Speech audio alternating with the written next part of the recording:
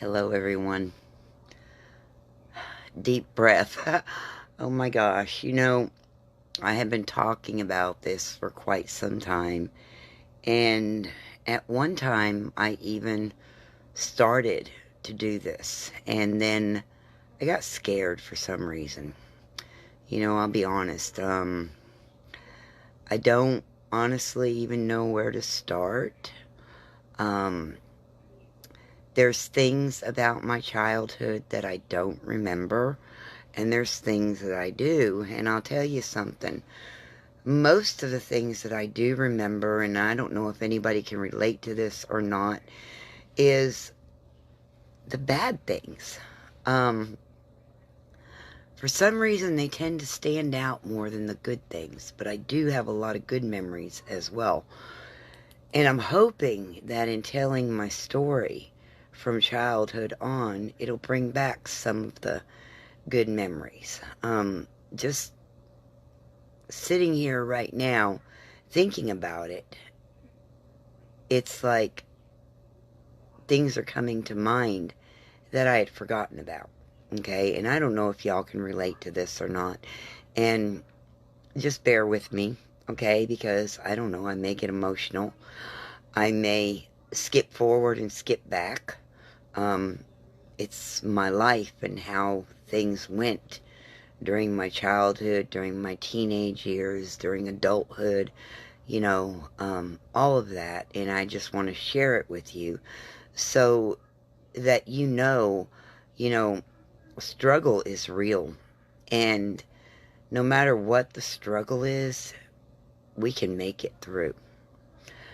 You just have to sometimes give yourself that kick in the butt, you know. I've had to do it more than once. Sometimes you gotta kick and scream and holler through it, but you get through it. No matter what the circumstance is, you get through it. Or at least I did. And, I've been through a lot in my life, really. And some of those things are still hard to talk about. But I'm willing to share them with you if you're willing to listen. So, here we go. Where do I start? My earliest memory, okay, is about the age of 5. And so I was born and raised in Paterson, New Jersey. So I'm a Yankee, okay, and a city girl.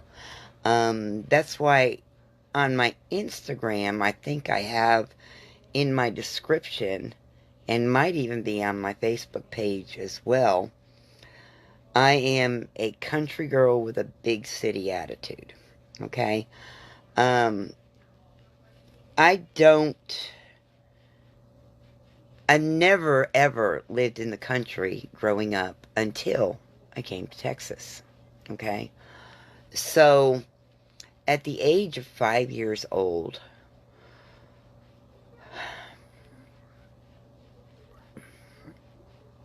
where do I even start at? You know what I remember? These are the things that I remember from New Jersey.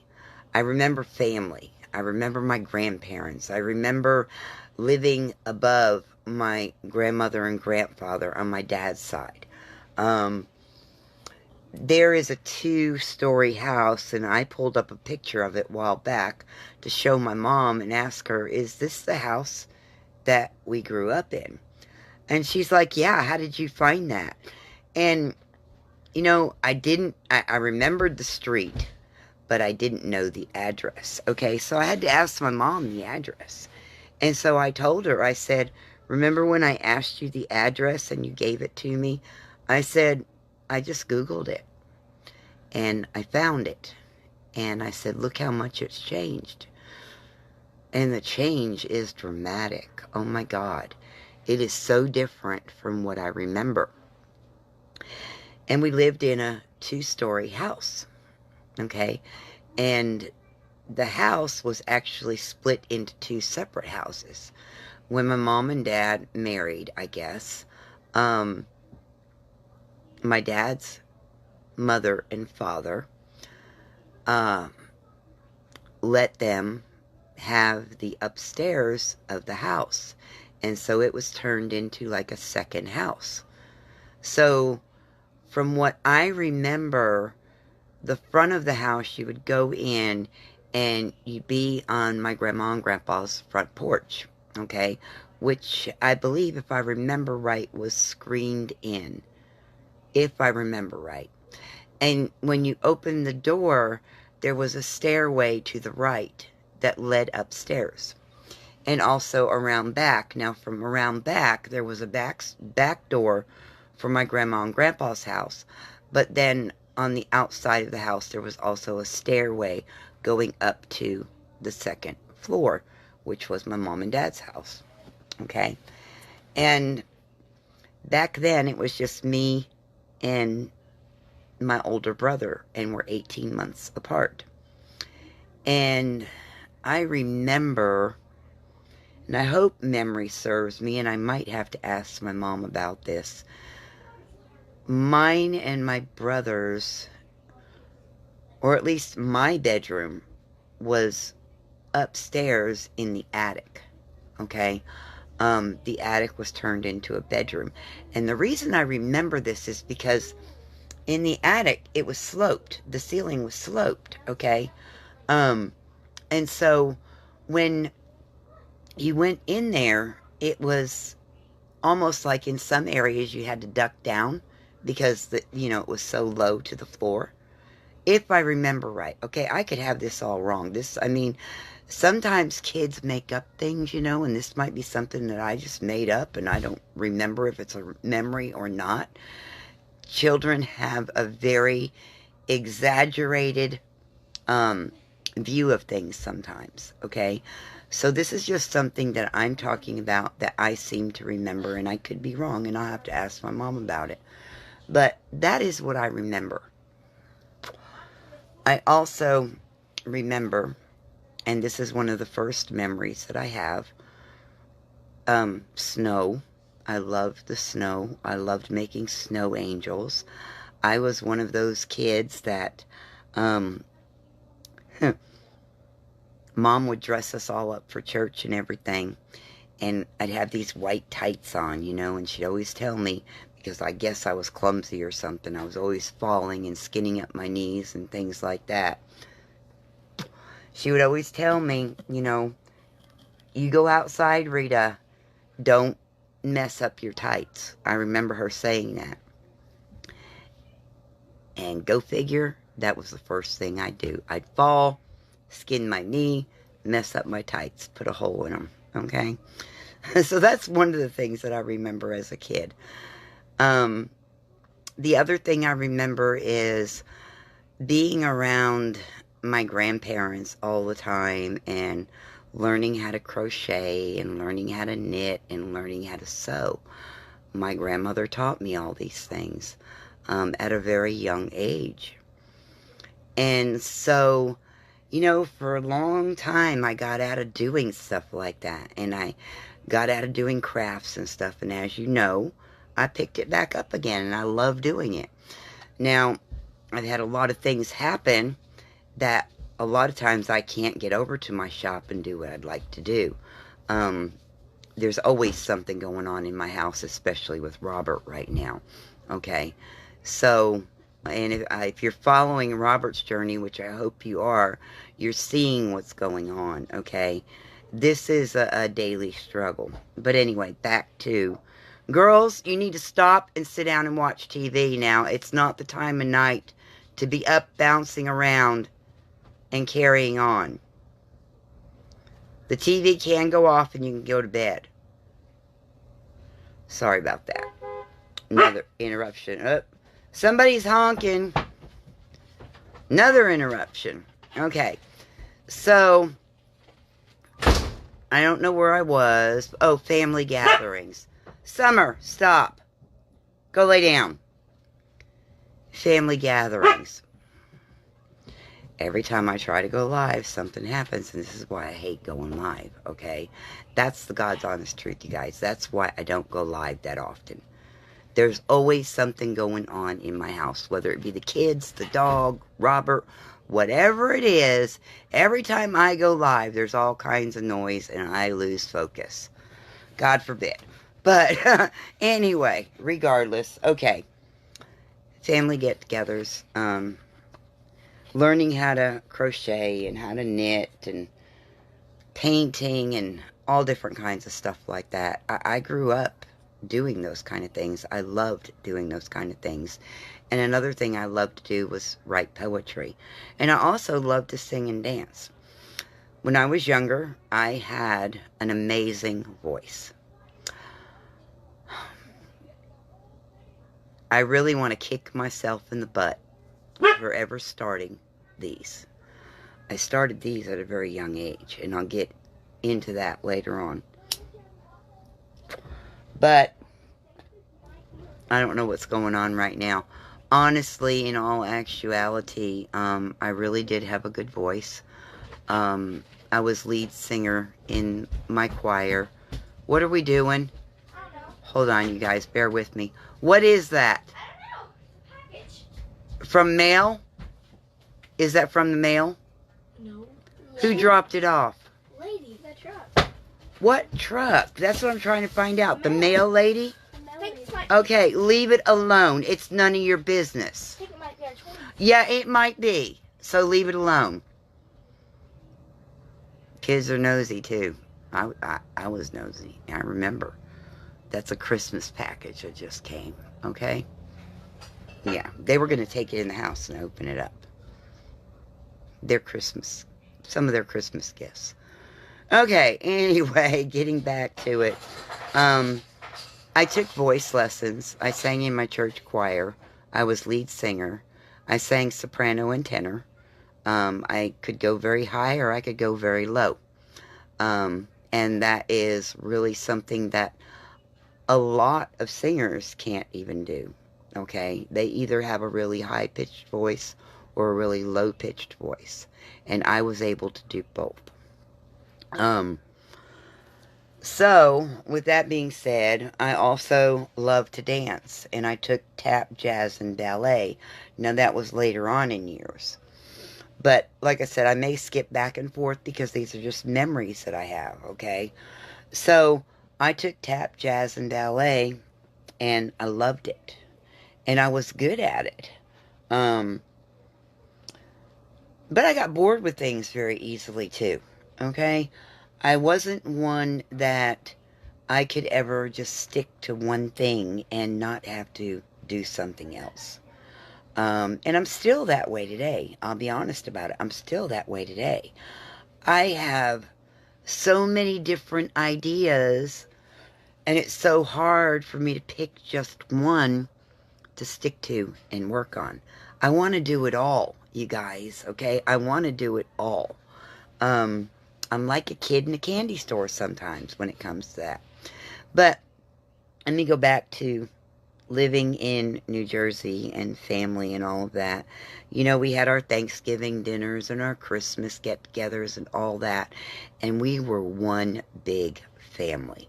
I'm talking one big family. We had people in the kitchen, in the living room, in the dining room. We were spread out all over the place when we got together. But I think one of the first and the biggest memories that I have was when I was 5 years old. And y'all might have heard this before, okay? It's when my dad was in construction. That was his livelihood. Started out when he was real young, and it continued on up until he couldn't anymore. And I think I was about 5 years old. He was working on our house. And he was on the second story on a scaffold. And I remember the car being parked in the driveway. And I remember standing behind the car and watching him. And this is probably where my fear of heights comes from. Okay? And I'm watching him up there, and I always, you know, my dad, oh my God, He was my hero, you guys, okay? He was my everything, and I don't even think he knew that. I'll be honest with you. I don't think he knew that. And I get choked up when I talk about these things. So just bear with me. So he was up there doing whatever he was doing. I don't know if he was painting or repairing something or what he was doing, but he was on a scaffold. And I don't remember exactly if he lost his footing or if one end of the scaffold actually gave way. But regardless of what happened, he fell and he landed on his feet. And because of that, his feet were crushed and he had bones protruding out of his legs. Several breaks and his feet were like totally, I mean just massively crushed. Every bone in both of his feet broken to bits. And I remember that. I remember that like it was yesterday.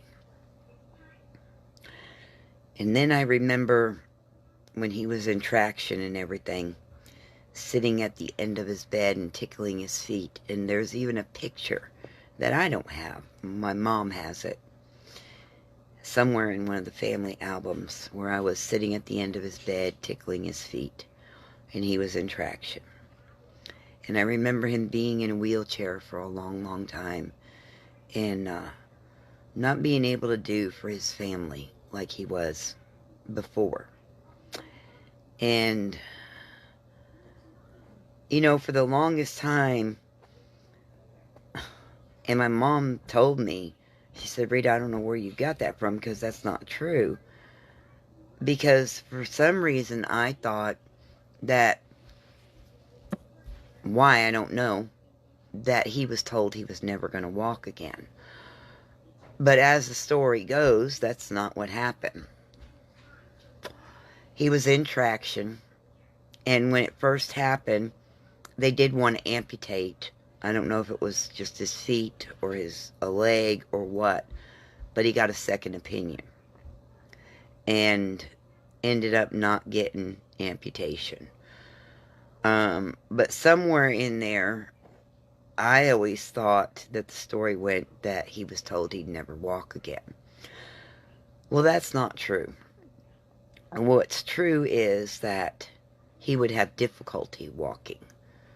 And it would take a long time for him to be able to walk again. And what I remember is one day he got up and he said, I'm tired of this. I need to support my family. And he got up and he got strong again. And he went back to work and he supported and took care of his family. You know, maybe that's where I get my determination from. I don't know. You know, I'm not the type of person to give up. I'm not the type of person to sit down and just wallow in misery. And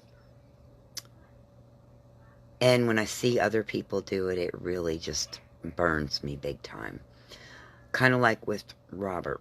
And that story will come later. But that's what I remember, you guys. I remember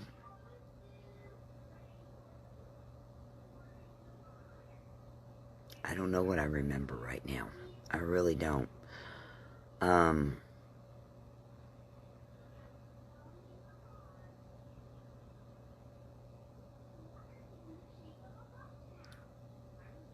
it's hard. It's hard for me to even try to bring back those memories. And a lot of it is because of my dad, and that's one of the reasons why I want to do this. Because I'm trying to get over that fear of talking about my dad. And what happened with him, and the life we had. The friends that I never really had. And a lot of that was because we moved around so much. And we moved around so much due to my dad's type of business. But I always had my dad, no matter what. I always had my dad. You know, I was a big part of his life, and he was a big part of mine. All through my growing up. even all through my marriages and everything, I've been married 3 times. And, you know, he was always there. He was just always there. Through thick and thin, no matter what. He was my shoulder to cry on. He was my hero. He was my strength. He taught me how to be strong. You know, he taught me how not to give up. And, you know, I really don't know what else about my childhood right now that I want to talk about, because I don't want to go too far in depth about my childhood right now. But what I do want to say is this. You know, I was listening to Joyce Myers just before I came on here.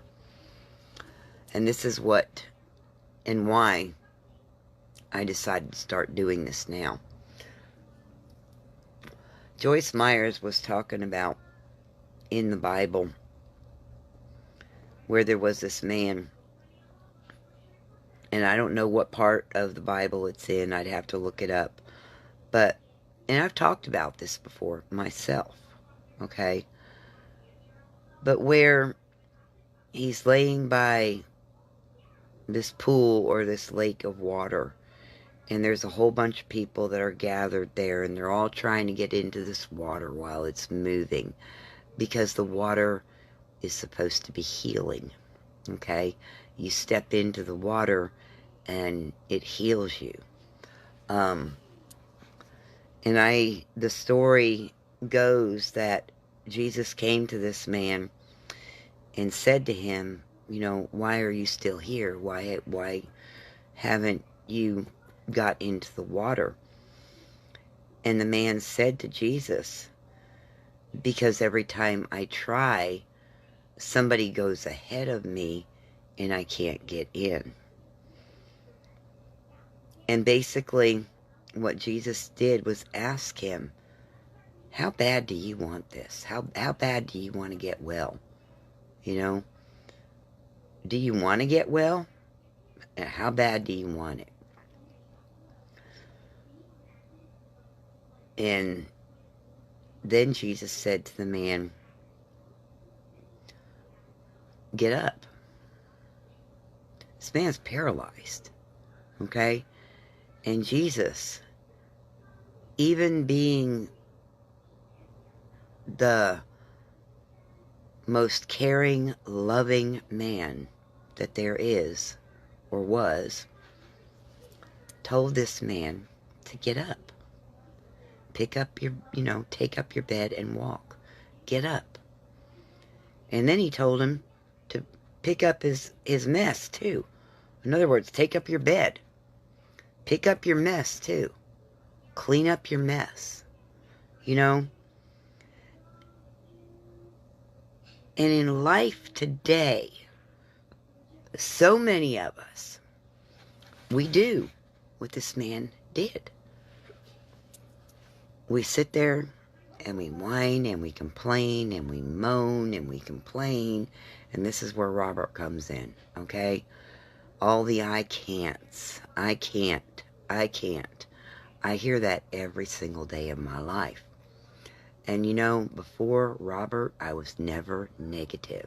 But when you're around negativity all the time, you tend to become negative. Okay?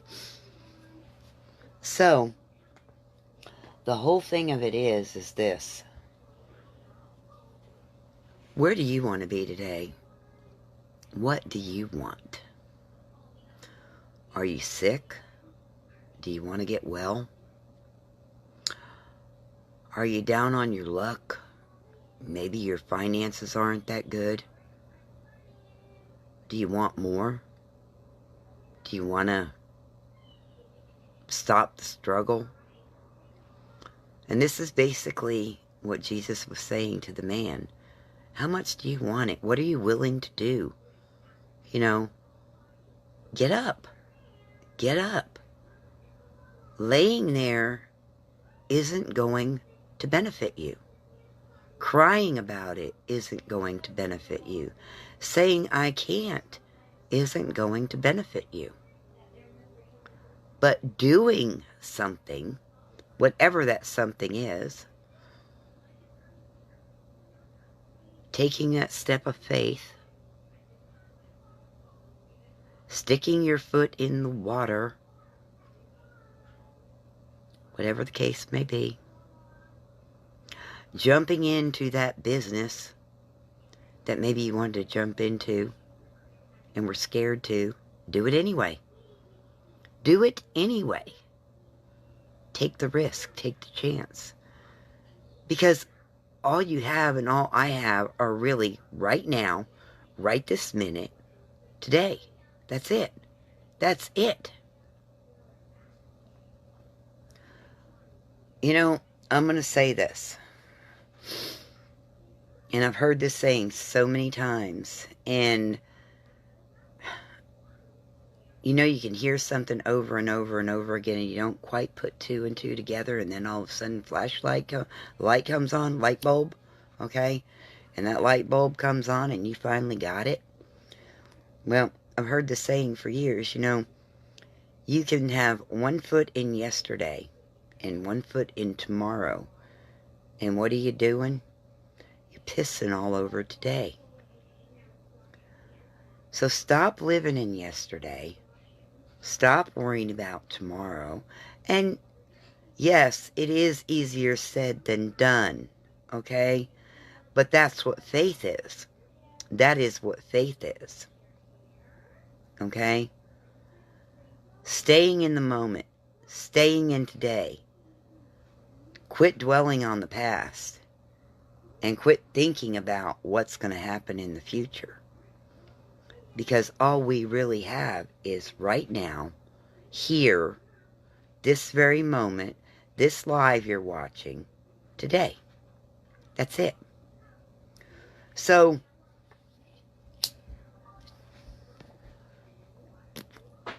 stop focusing on what's going to happen tomorrow. Stop dwelling on the past and think about what can you do right now. Right now, this very moment, what can you do? If you're in a situation that you want change, what can you do to change it? There is a solution to everything. And that's something most of us don't realize. We're so stuck in everything that's happening in our lives that we can't even see straight to find the solution. And that is truth, you guys, okay? But there is a solution to everything. Everything. There is a solution. What was my dad's solution? My dad's solution, after he broke and crushed his feet from falling from 2 stories, still had to support his family somehow. So what did he do? He picked himself up. And he did what he had to do. You know what they say about putting your big girl panties on? Same thing. He had to put his big boy panties on. He had to get to the point where enough was enough. And that's when most of us do things. When enough is enough. And then we're like, this has got to stop. You know, but why wait till you've had enough to do something? Why? Because by that time, you're already so overwhelmed that it's do or die, basically. Okay? But why do we wait till that point? Why? What I'm trying to tell you is stop waiting. Stop waiting and start doing. Because the doing is where it's at. Are we going to fall? Yes. Are we going to skin up our knees? Yes. Are we going to feel stupid? Probably. Just like right now, I kind of feel stupid doing this live. But for whatever reason, God had me do it. And now I'm doing it, and now I'm not even talking about what I wanted to talk about. I'm talking about something totally different, okay? But that's how God works, okay? And that's how God works. You know, Why be in the do or die situation, when you don't have to be? When you don't have to be, you can do what you need to do right now. You can take the chance, and you can skin up your knees, and you can brush it off, and keep going. You're going to start here, okay? And okay, you're going to move forward a little bit. And then, whoops, there's that wall. Okay, so we come across this wall. All right, so now what is our next move? I've ran into this wall many, many times. Many, many times. And it's like, bam. Okay, what do I do now? How do I get past this? What's my next move? And then I may be stuck there for a little bit. Maybe stuck there for a little bit. And I have to pray about it. And I have to read. And I have to ask God. And I have to talk to my friends. I have to talk to my mentor. Whoever it is. Whatever it is. And I have to tell them, look, this is what's going on. And I'm at this standstill. And I don't know what to do. Don't be afraid to ask. And that's something Jeremiah Krakowski says all the time. Don't be afraid to ask. Because we do. We hit those walls. And we come to a standstill. And we can stay there. Or we can keep moving forward. And taking those baby steps. And even if we're fearful of doing it.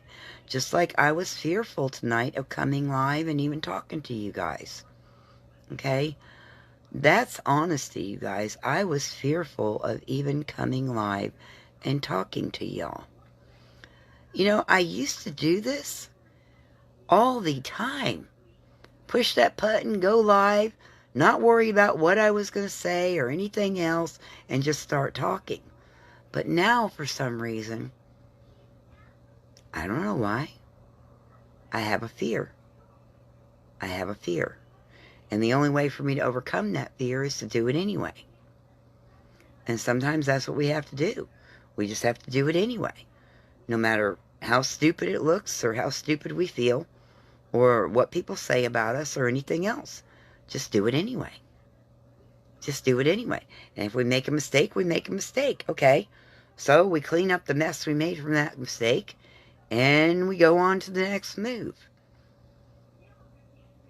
Go on to the next move. Like I said, there is a solution to everything. You just gotta find that solution. And that solution is in taking that step. Just like I'm doing with Robert right now, okay? And I'm going to tell you, if I hadn't got this new lady that has dealt with brain injury patients many, many, many times in the past, and she knew what to do, and she looked for certain signs, certain things that he was doing to see if a lot of what he was doing was put on or real, okay? And she pinpointed it. Because she would see that every time I left the room, that's when Robert would start acting up. Every time I left the house and he knew I was gone, that's when Robert would start acting up. But, and here's the big but, if nobody was looking and Robert wanted to do something, he found a way to do it by himself. And it's just like, I did a video not a long time ago, a year ago, of what Robert did during the night one night that shocked the crap out of me. The man got up out of bed by himself when he was in my living room and walked all the way around my living room, pulled his wheelchair out, got it out and sat down in it. But yet, that same day, he was telling everybody, I can't walk. I can't do it. But guess what he did? When he wanted to bad enough, and this is the whole thing, when we want to bad enough, we will do it. We will do what it takes. And Robert did what it takes, okay? And then it got to the point where he's had so many different aides, okay?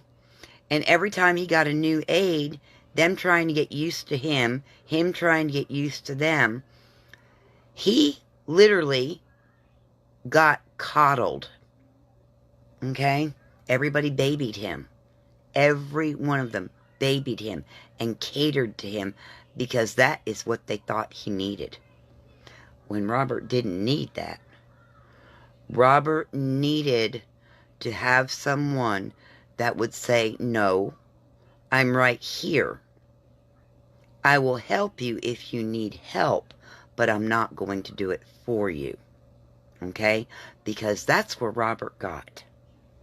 To where he expected everyone to do it for him. Pulling up his pull-up. Pulling down his pull-up. Standing in front of his potty chair to pee. Getting on the potty chair to poop. The condom calf even. He got dependent on it. And let me tell you something. He still asks for that condom calf. And you know what he says? Please put it on me so I don't have to worry about wetting myself. No. Because you've come too dependent on it, Robert. You know how to use the pot. You know how to get up out of that bed at night and stand there and use that pot. And you become too dependent on it. So no, I'm sorry. You know, because it just made him lazy. He didn't want to get stronger. He liked the attention. Don't we all? Of course we do. We all love attention. And anybody that says they don't, I'm sorry, I'm going to call you a liar. Okay? We all love attention, and we all do things to get attention. And when you're in the position like somebody like Robert, you tend to have more sympathy for people like that. And you tend to allow them to get away with a lot more when they're quite capable of doing it on their own. And that's why I'm doing this video series with Robert lately, so y'all can see he can do these things. Oh, he might fuss about it and he might cuss because he's mad. You know why he's mad? Because he's found out. We figured him out. We figured out that a lot of what he's doing is on purpose. And he doesn't like it. So now he gets mad because we're not doing it for him like we were before. And I guess my whole point of this is to say that if you're expecting someone else to do it for you, no, you got to get out of that.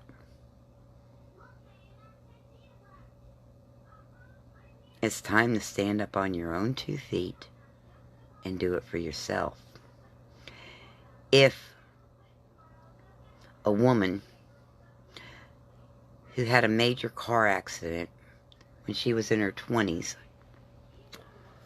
severed her spinal cord and one of her legs was amputated. She's on Instagram and I follow her.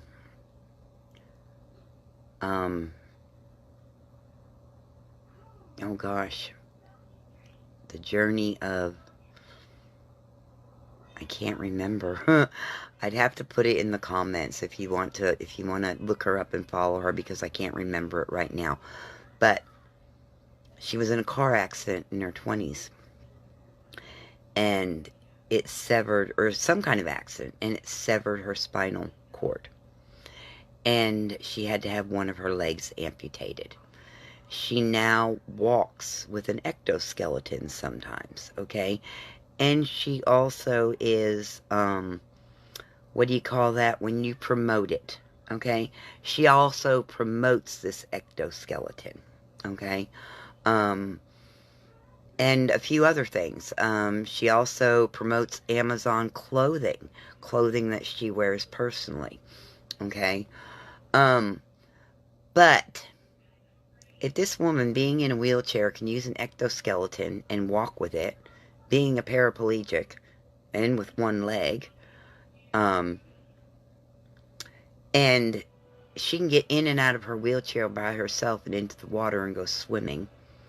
And if the gentleman next door to me, who is a paraplegic, can get in and out of his chair by himself and in and out of a car and even drive sometimes, and he can wipe his own butt, and he can get himself in bed, and he can take his own shower, and he can fix his own meals. Somebody with both their legs and the capacity to use them, if they're willing to, can do it too. Okay? Now, there are some brain injuries, granted, that are so severe, they're irreversible. Okay? I also know people like that. And they need care the rest of their lives. Now, Robert is going to need care the rest of his life, to a certain extent. But he can also get stronger. And he can do things on his own that he doesn't need help with. And those things that he can do on his own, he needs to do on his own. Okay? And this is the thing. You can do things on your own too. You have abilities. Use those abilities to your advantage. Be who you are. Be real. Be honest. Talk about your fears. And let me tell you something. The things that you can't do by yourself, there's other people out there willing to help. And they will. I know for a fact. For a fact. Because I have people that help me with my website, with graphics, and different things like that. We work side by side. We're miles apart, but we work side by side. We're in Messenger every day, discussing and planning things out.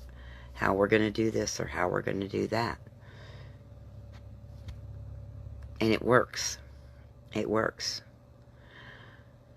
Is everything the way that I want it to be? No, absolutely not.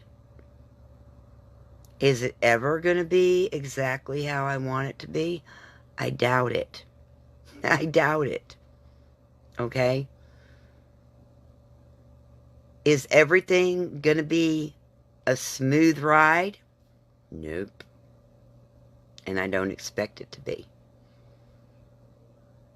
But am I willing to do the work? Yes, you betcha I am. Am I willing to stick it out? Yes, you betcha I am. And you should be too. No matter what it is, whether it's your health, whether it's your finances, whether it's your family life, whether it's your children, whether it's your grandchildren, no matter the circumstance. If you can handle it, okay? And you're going to know what you can handle and what you can't handle. Everybody knows that. And, you know, I hear all the time, you know, God is never going to put any more on me than what I can handle. And that is so true. God is not, but I can. Okay? I can put more on me than what I can handle. That's my choice. That's your choice. Okay? You know your limitations, and so do I. And maybe that's one reason I stuck as long as I have in my marriage. Okay? I'm not a quitter. I don't give up on people, and I don't give up on my dreams either. Okay? I believe that no matter what, everybody has capabilities. And I believe that people can change. if they're willing. And sometimes it takes just stepping back, maybe even stepping out of the situation, getting out of the way completely, and letting them fall on their butt by themselves so they can pick themselves up. And that goes back to what my dad did with me growing up. So many times I fell on my butt. Did he pick me up? Yeah, there were times he did.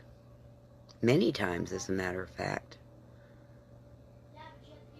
But then it came to a point where he couldn't be there anymore.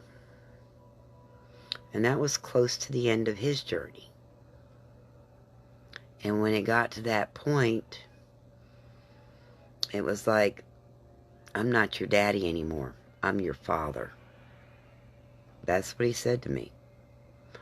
I'm not your daddy anymore. I'm your father. And sick or not, he meant those words, and I know what those words meant. You're a big girl. I've taught you everything you need to know. And it's time for you to stand up on your feet and you do what you need to do.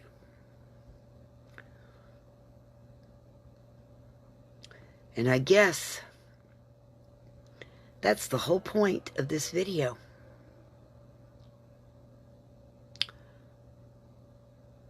Whatever you're facing, it's time for you to stand up and face it and do it.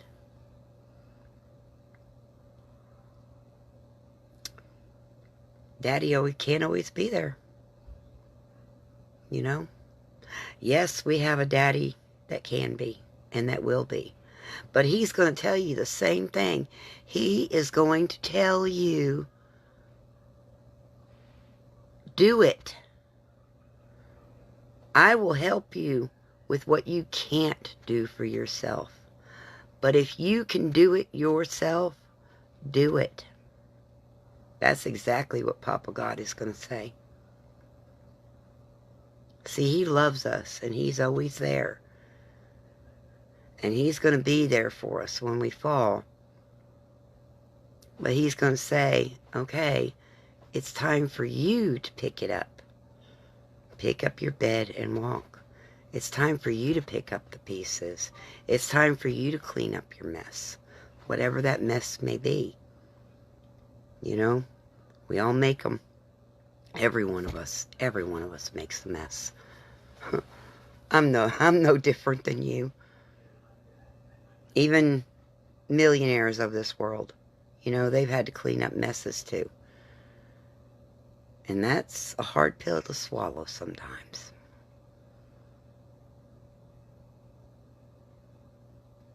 But we need to put our big girl panties on, clean up our mess, and keep moving forward. And I hope that something I said tonight made sense and that I was able to help someone else, because that's my goal. My goal is to help others that maybe have been through or are going through some of the same things that I go through and have been through. And the only way I know how to do that is to share my story. I don't know of another way. And anyway, you guys, that's it. So I hope you have a blessed and beautiful rest of your evening. I don't know even what time it is right now, because I don't have a clock in front of me. But I know it's getting late. And yeah. So anyway, I hope I helped somebody tonight. And if you want to see more of Robert's journey, you can follow my YouTube channel. Robert's Journey is on there. I also have some videos on there, instructional cooking videos. I believe some of my crafting projects are on there as well. And yeah, so I'm pretty much everywhere. I'm on Instagram, I'm on YouTube, I'm on Facebook. Um, I'm not on LinkedIn. I used to be, but I don't have much use for LinkedIn at this point, so I don't use it. I do have a profile there, but I don't use it. And I also play around with Snapchat, and I'm trying to get used to TikTok, but I can't quite figure that one out yet, but I will eventually. Anyway, you guys, I'm going to let you go. I hope you have a blessed and beautiful rest of your night. And again, I hope this helps someone. Bye for now.